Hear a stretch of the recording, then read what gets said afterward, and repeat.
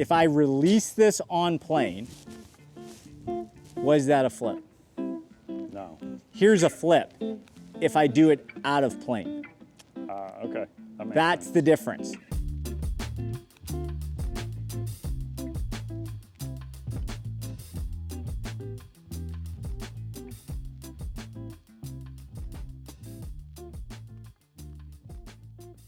So your superpower has always been that you can eliminate one side of the golf course. Yeah. You've always been a little sharper than most guys, which is why your ball typically launches lower. But you do a great job of keeping everything moving so it never goes left. So as you take this back, that's your normal. I've seen it for a long time.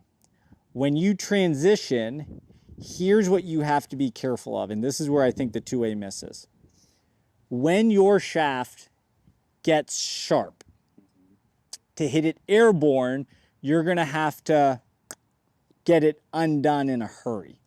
The problem is when you have a sharp angle and that sharp angle gets out of your golf club late, which is I think how this all started, then there's this late kick out.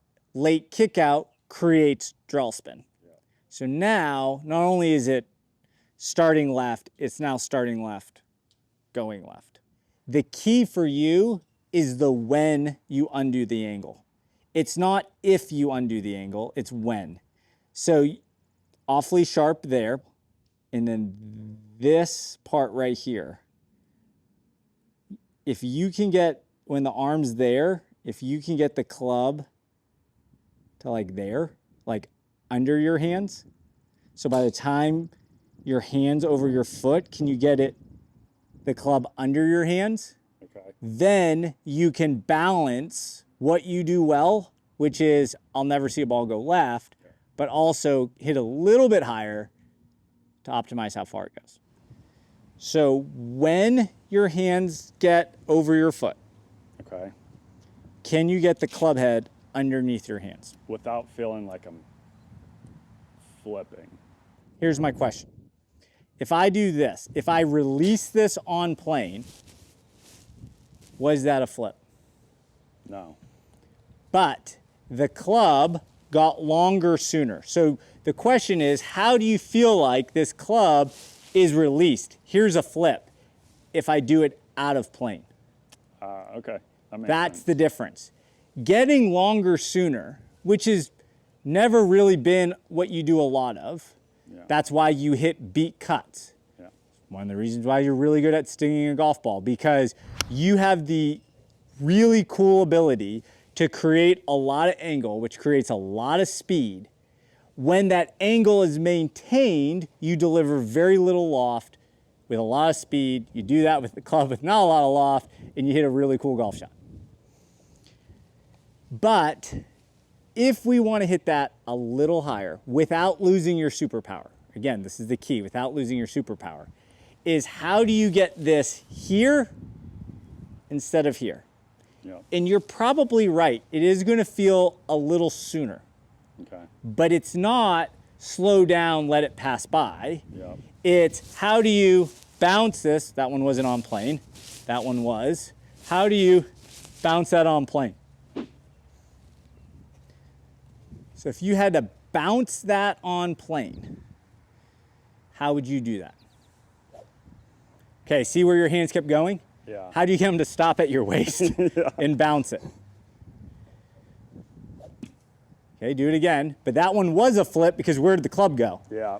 That did go by. Yeah. So we got to learn how to release it a little bit sooner on plane. Bounce it.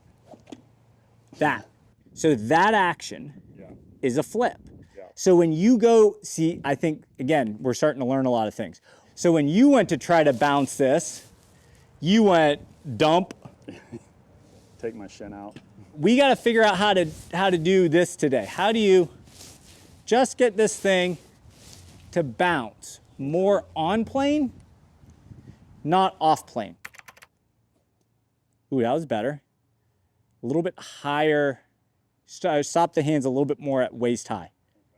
Bounce it at waist high. Ooh, how'd you do that one? Notice that one came up and back? Yeah. What was different?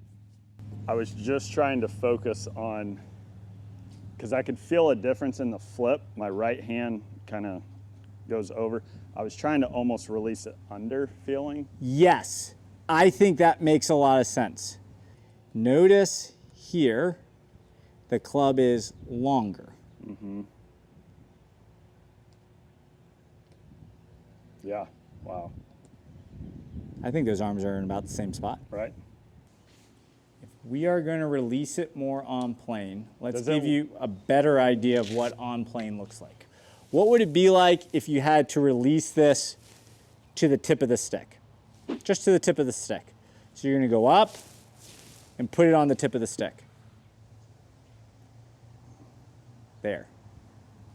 So if I now take that and I go up here, how are you going to release it to the tip of the stick? Ooh, we're getting there.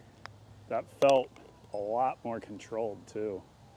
That's definitely higher than the first couple today. For sure, for sure. So we're moving in the right direction. So tell me about that, because that one I think made sense. Honestly, it was just my elbow. I felt like I just tried to tuck it. Because I think when I get it out just a little bit, I'm Yeah. dead there. But why are you dead? You're not wrong, but why would your elbow being? Because whenever I, Because the force you're going to put in, that when you go to release the club, it gets where? outside. Outside or off plane or Yeah. wobble the stick the wrong way, like all that stuff, Right. right? Basically, we use that light speed whip just to show you that this idea that releasing on plane is probably hard for you. Okay, that was sharp. Release it on plane with a soft right arm.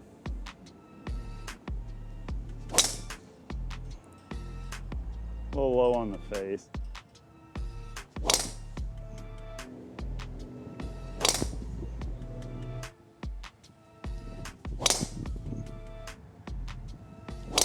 There we go. What we learned is your idea of releasing early on was too much right arm Right. driven. And what you're doing now is soft right arm, which then you can say becomes more left side driven. That was so good. That's, That ball was carried 330. that is so much higher. And that was like launched properly. Yeah. That one was absolutely hammered. What we said was your go-to shot, which just hear me when I say there's nothing wrong with this, is, and you've done this for years and years and years, you get a little sharp, but you're really good at getting left, turning hard left, and you hit this kind of what we consider low cut. And you're really good at it. The question was, that's not optimal. How would you make it more optimal? Well, it'd have to launch higher. And the challenge for you was when you first heard that, because the right arm would get a little bit on top, and what you felt was to hit it higher was this over move. It was an off plane move, and you started hitting this two-way miss, and you're like, I gotta stop doing that. Well, the first thing we did is we used that little bouncy thing just to show you that, hey, when you think you're releasing it on plane, you're not releasing it on plane. So we had to learn what that meant. And we use this just visual of, again, a stick, even with the club at address. What would it mean to release it on plane? And we're kind of using the visual when the hands are over the foot, is the club head slightly below the hands, not up here, that you still have a tendency to want to get that hard right arm. So how do you release it on plane, if not slightly on top, because again, we're okay hitting that cut, but with a soft right arm?